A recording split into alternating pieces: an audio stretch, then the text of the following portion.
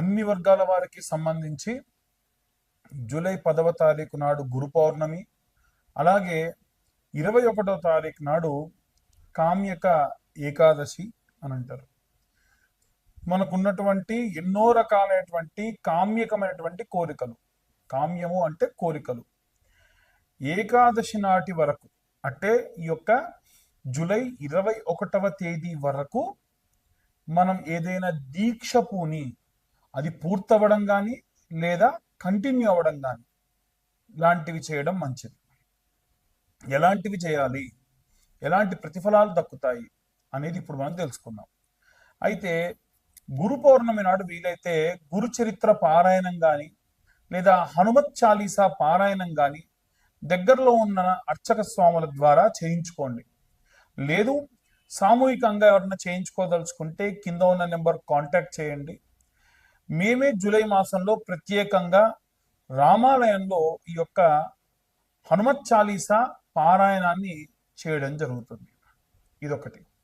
ఇది జూలై 1వ తారీఖు నుండి 21వ తారీఖు వరకు వీలైనంత వరకు మన యొక్క సబ్స్క్రైబర్స్ ఎవరైతే ఉన్నారో అందరూ కూడా ఇప్పుడు నేను చెప్పేటువంటి విధముగా ఈ యొక్క రెమెడీని పాటించండి.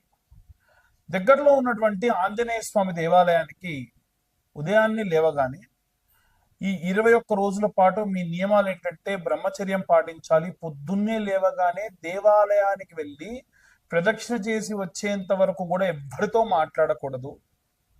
అంటే మీ ప్రదక్షిణాలు పూర్తయ్యేంత వరకు ఎవరితో మాట్లాడకూడదు. రెండవది, మూడవ నియమం ఏంటంటే 2 దుస్తులు పెట్టుకోండి. ఒక ప్యాంట్ షర్ట్, ఒక ప్యాంట్ షర్ట్. ఆడవాళ్ళైతే వాళ్ళకి తగ్గటువంటి దుస్తులు కాస్త లైట్ కలర్లో ప్రెజెన్స్గా ఉండేటువంటి బట్టలు పెట్టుకోండి. ఆ 2 జతల బట్టలు మాత్రమే మీరు దేవాలయానికి వెళ్ళేటప్పుడు వాడాలి. 3. నాలుగవది ఏంటంటే కాళ్ళకు చెప్పులు వేసుకోకుండా దేవాలయానికి వెళ్ళి ప్రదక్షిణ పూర్తి చేసుకొని రావాలి. 4. కామ్యక ఏకాదశి రోజు వరకు పూర్తయ్యేటట్టుగా లేదా అప్పటి వరకల్లా మీరు ప్రారంభించి కనీసం ఒక 2 రోజులన్నా పూర్తయ్యేటట్టుగా చూసుకోండి. ఎందుకంటే ఆడవాళ్లకు డేట్ ప్రాబ్లమ్స్ ఉంటాయి కాబట్టి ఈ నెలలో వారు ఎప్పుడన్నా ప్రారంభించవచ్చు. మగవారు మాత్రం 1వ తారీఖు ప్రారంభించండి. ఉదయాన్నే మీరు ఒక టైం అనుకోవాలి. ఉదాహరణకు మీరు మొదటి రోజున 6 గంటలకు ప్రారంభించారనుకోండి. ప్రతిరోజు 6 గంటలకు ఎట్టి పరిస్థితుల్లో ఉరుములు ఉరిమినా పిడుగుబడ్డ 6 గంటలకు ప్రారంభించాలి. కాబట్టి 7కో 7:30కో ఒక టైం పెట్టుకోండి. మంచి టైం పెట్టుకొని మీరు ప్రారంభించేసేయండి. ఎట్టి పరిస్థితుల్లో నిమిషం కూడా దాటకూడదు. నిమిషం ముందు కూడా చేయకూడదు. అయ్యో హడావిడిగా నాకు పని ఉంది, తొందరగా వెళ్ళాలి, నో వే. ఒక టైం పెట్టుకున్నారంటే ఆ టైంకే వెళ్ళాలి. ఈ 21 రోజులు బ్రహ్మచర్యం పాటించాలి. భార్యాభర్తలు కలవడం లాంటివి చేయదు. అయ్యో మేము పిల్లల కోసమే ఈ యొక్క వ్రతం చేస్తున్నామండి, మరి 21 రోజులు చేయకూడదు. భార్యాభర్తలు కలవకూడదు. ఒకటే పూట భోజనం తినాలి, 2 పూటలు అల్పాహారం సేవించాలి, నాన్ వెజ్ తినొద్దు, మందు తాగొద్దు. వీలైనంత వరకు మీకు పండగలు వస్తుండొచ్చు, ఎవరన్నా మీ ఫ్రెండ్స్ పార్టీకి పిలవచ్చు, ఇంకా ఎన్ని రకాలైనటువంటివైనా సరే చేయొచ్చు. కానీ ఎట్టి పరిస్థితుల్లో మీరు టెంప్ట్ అయిపోయి ఆ యొక్క మాంస భోజనం చేయడం కానీ మందు తాగడం కానీ లాంటివి చేయకండి. కామ్యక సుఖాలకు వెళ్ళకండి. అల్లం వెల్లిపాయ ఉల్లిపాయ లాంటివి ఇంకా అరికట్టి మేము ఇంకా బ్రహ్మచర్యం పాటిస్తానంటే ఇంకా సంతోషం. మన కోరిక ఎంత బలమైంది అయితే మనమంత బలంగా చేయాలి. ఈ 21 రోజుల పాటు 21 ప్రదక్షిణాలు దగ్గరలో ఉన్న ఆంజనేయ స్వామి దేవాలయానికి నేను చెప్పిన విధంగా కాళ్ళకు చెప్పులు లేకుండా బ్రహ్మచర్యం పాటిస్తూ ఎవరితో మాట్లాడకుండా లేవగానే ఎవరితో మాట్లాడకుండా మీరు ఈ యొక్క రెమెడీని ప్రారంభించి ప్రదక్షిణాలు అయిన తర్వాత ఎవరన్నా పలకరిస్తారు, మిమ్మల్ని డిస్టర్బ్ చేద్దామని చూస్తారు, మధ్యలో ఉన్న వెహికల్ వచ్చి మిమ్మల్ని తగిలి మిమ్మల్ని తిడతారు, అయినా సరే ఎవరితో మాట్లాడొద్దు. భగవంతుడు ఎన్ని రకాల పరీక్షించాలో అన్ని రకాలుగా పరీక్షిస్తాడు. కాబట్టి ఎట్టి పరిస్థితులలో ఆ యొక్క 21 ప్రదక్షిణాలని ఆపకండి. 21 ప్రదక్షిణాలు పూర్తయిన 3 నెలల్లో మీ యొక్క కోరికలు తీరుతాయి. అదే కామ్యక ఏకాదశి వరకల్లా అది పూర్తయ్యేటట్టుగా చూసుకోండి. ఈ 21 రోజుల్లోనే ఎవరైనా పెళ్లి కాని ఆడపిల్లలుంటే వారి కోసం ప్రత్యేకంగా చెప్పేటువంటిది ఏంటంటే, మనకు ఆంజనేయ స్వామి గద పట్టుకొని వాలం ఇలా ఉంటుంది. వాలం అంటే తోక. ఆ తోక ఇలా ఉంటుంది కదా, దానికి ఒక గంట ఉంటుంది. ఆ ఫోటో తెచ్చి పెట్టుకోండి. ఒక మంగళవారం నాడు ప్రారంభించండి ఈ జూలై నెలలో ప్రతి చోట కూడా సింధూరం కాస్తంత వెన్నెలో కానీ లేకుంటే సంపెంగ నూనెలో కానీ అలా కలిపి చెమేలి తైలు అంటారు, కలిపి అలా తీసి పెట్టండి. ఇలా 21 రోజుల పాటు రోజు ఒకసారి బొట్టు పెట్టాలి, ఒకసారి హనుమాన్ చాలీసా చదవాలి, అంతే, ఏమీ లేదు. అయిపోయిన తర్వాతకి స్వామివారికి మీ ఇష్టమైనటువంటి సేవ చేసుకోండి. వస్త్రాలు ఇవ్వగలిగితే వస్త్రాలు, ఆకు పూజ, వడమాల, లేకుంటే రోటుమాల, సింధూరార్చన, అభిషేకం, అది కూడా మన్య సూక్తంతో అభిషేకం, ఏవి కుదిరితే అవి చేయండి. ఇలా వీరు ఈ యొక్క కామ్యక ఏకాదశి ఉన్నటువంటి రోజులలో గనక ఈ రకమైనటువంటి దీక్షలు చేసి ఈ రకమైనటువంటి రెమెడీస్ పాటించడం వలన శీఘ్రంగా మీరు అనుకున్న పనులన్నీ కూడా పూర్తవుతాయి. మీకు ఉన్నటువంటి బలమైనటువంటి వాంఛలు, కోరికలన్నీ కూడా తీరుతాయి. అందరూ కూడా ఈ యొక్క రెమెడీస్ పాటించి సంతోషంగా ఉంటారని కోరుకుంటున్నా. ఇవన్నీ కూడా మేము గోచార రీత్యా ఎన్నో రకాలైనటువంటి వెరిఫికేషన్స్, ఫిల్టర్స్ చేసి మీ దాకా తీసుకురావడం జరుగుతుంది. మీ దాకా ఈ వీడియో వచ్చింది అంటే ఖచ్చితంగా మీరు రెగ్యులర్గా ఫాలో అవుతున్నారు అని అర్థం. కాబట్టి ఇంకా కూడా మెరుగైనటువంటి రెమెడీస్ మీకు అందజేసే ప్రయత్నం చేస్తా. ఎవరైనా సరే పూర్తిగా మీ యొక్క జాతకం విశ్లేషణగా ఒక గంటన్నర పాటు మీ జాతకం గురించి మాట్లాడుకోవాలి. ముందేం జరగబోతుంది, గతంలో ఏం జరిగింది, దశ, అంతర్దశ, విదశలలో గోచార రీత్యా, నవాంశ, ఇలాంటివన్నీ కూడా మీకు ఒక పీడిఎఫ్ ఫైల్లో 60 నుంచి 65 పేజీల్లో మీకు అందించడం జరుగుతుంది. ఈ యొక్క జాతకం కోసము కేవలం 2025 రూపాయలు చెల్లిస్తే పూర్తిగా మీ యొక్క జాతకం తెలుసుకోవచ్చు. కింద ఉన్న నెంబర్కు కాంటాక్ట్ చేసి మీ యొక్క డీటెయిల్స్ అన్ని కూడా పంపించి మాతో డిస్కస్ చేయొచ్చు. ఇక అందరూ కూడా ఈ రెమెడీస్ పాటించి ఎంతో సంతోషంగా ఉంటారని కోరుకుంటున్నాను. చాలా మంది కరుంగలి మాల గురించి అడుగుతున్నారు.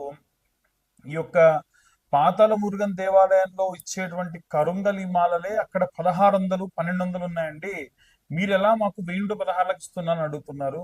మేము 1116లకే ఇస్తున్నాము. మాకు వచ్చేది 800 రూపాయలు. దేవాలయం వాళ్ళకి అదే 800 రూపాయలకి ఆ దేవాలయానికి సంబంధించిన వ్యక్తులే తయారు చేసి ఇస్తారు. వాళ్ళు దేవాలయానికి మెయింటెనెన్స్ కి ఎక్స్ట్రా ఛార్జ్ వేస్తున్నారు. మనం పూజాది క్రతువులు చేసిస్తాం కాబట్టి, అంటే ప్రతి సోమవారం కూడా మనం అభిషేకంలో పెట్టిస్తాం కాబట్టి దానికోసం అని చెప్పి మనం కూడా 1116 మాత్రమే ఛార్జ్ చేస్తున్నాము. పూర్తిగా మాలకి 1116 ఛార్జ్ చేస్తాము. సోమవారం కంటే ముందే మమ్మల్ని కాంటాక్ట్ చేస్తే మీరు మీ యొక్క పేరు, డేట్ ఆఫ్ బర్త్, టైం లేదా మీ యొక్క గోత్రనామాలు ఇవ్వడం వల్ల మీకు ఈ యొక్క మాలను అందించడం జరుగుతుంది. సర్వే జనా సుఖినో భవంతు. స్వస్తి. శ్రీమాత్రే నమః. శ్రీ గురుభ్యో నమః. తదుపరి కుంభరాశి. కుంభరాశి వారికి సంబంధించి జూలై నెలలో ఉన్నటువంటి ముఖ్యమైన తిథులు, గురు పౌర్ణమి రోజు కానివ్వండి, లేదా కామ్యకి ఏకాదశి రోజు కానీ ఎలాంటి సంఘటనలు జరుగుతాయి, ఎలాంటి సత్ఫలితాలు పొందాలంటే ఎలాంటి పూజలు చేసుకోవాలి అనే విషయాన్ని ఇప్పుడు తెలుసుకుందాం. ముఖ్యంగా కుంభరాశి వారు ఈ యొక్క జూలై నెలలో నిత్యము కూడా నల్లటి వస్త్రంని ఒత్తిగా చేసి దీపారాధన చేస్తే మంచిది. నువ్వుల నూనె, ఆవు నూనె కలిపి దగ్గర పెట్టుకొని నెలంతా కూడా దీపారాధన చేయడం మంచిది. ఇంకా వీలైతే ప్రతి సోమవారం కూడా నవగ్రహాల దేవాలయంలో, అంటే ప్రదక్షిణ చేసేదానికి దగ్గర మీరు ఆ యొక్క సోమవారం, శనివారం నాడు ఈ 2 రోజులు కూడా సాయంత్రం, అంటే సూర్యాస్తమయం కాక మునుపు ఎక్కడైనా దేవాలయాలు ఓపెన్ ఉంటే, అంటే 5:30 ప్రాంతం వరకు కూడా ఉంటే అక్కడ మీరు ఈ దీపారాధన, నల్ల నువ్వుల నూనె, ఆవ నూనె, నల్ల ఒత్తి, ఇన్నన్ని నువ్వులు వేసి ఒక బెల్లం ముక్క నైవేద్యం పెట్టేటట్టుగా ఉంటే చాలు. ప్రదక్షిణాలు 27 ప్రదక్షిణాలు చేయాలి. 21 సవ్య దిశలో, 6 అపసవ్య దిశలో చేయాలి. ఓం శం శనయే నమః. ఓం శం శనేశ్వరాయ నమః. అలాగే శని స్తోత్రం అని వస్తుంది. ఓం శనేశ్వరాయ శాంతాయ శరతోనీరధారిణే అనేటువంటి మంత్రంతో ప్రారంభమవుతుంది. ఈ విధంగా ఆ యొక్క మంత్రాన్ని మీరు సోమవారం మరియు శనివారం నాడు పదే పదే, మంగళవారం ఎందుకు వస్తుంది అంటే నెక్స్ట్ నేను మంగళవారం గురించి చెప్పబోతున్నాను, అందుకని పదే పదే మంగళవారం వస్తుంది. సోమవారం నాడు, శనివారం నాడు నేను చెప్పిన ఈ రెమెడీని పాటించండి. నిత్యం అంటే ప్రతి మంగళవారం కూడా వీలైతే ఆంజనేయ స్వామి దేవాలయంలో ప్రదక్షిణ చేస్తూ ఉండండి. 11 ప్రదక్షిణాలు చేయండి. అది ఈ నవగ్రహాలకు చేసిన రోజే గనక, అంటే నవగ్రహాలకు చేసిన దేవాలయంలోనే గనక ఆంజనేయ స్వామిది ఉంటే అక్కడే చేస్తే ఇంకా మంచిది. ఇలా ఈ నెలలో ఉన్నటువంటి అన్ని మంగళవారాలు, సోమవారము, అలాగే శనివారం నాడు ఈ చెప్పిన విధంగా మంత్రపఠనం చేయడం, ప్రదక్షిణ చేయడం మంచిది. ఇక ఎలాంటి రెమెడీస్ తీసుకోవాలనే విషయాన్ని ఇప్పుడు మనం తెలుసుకుందాం.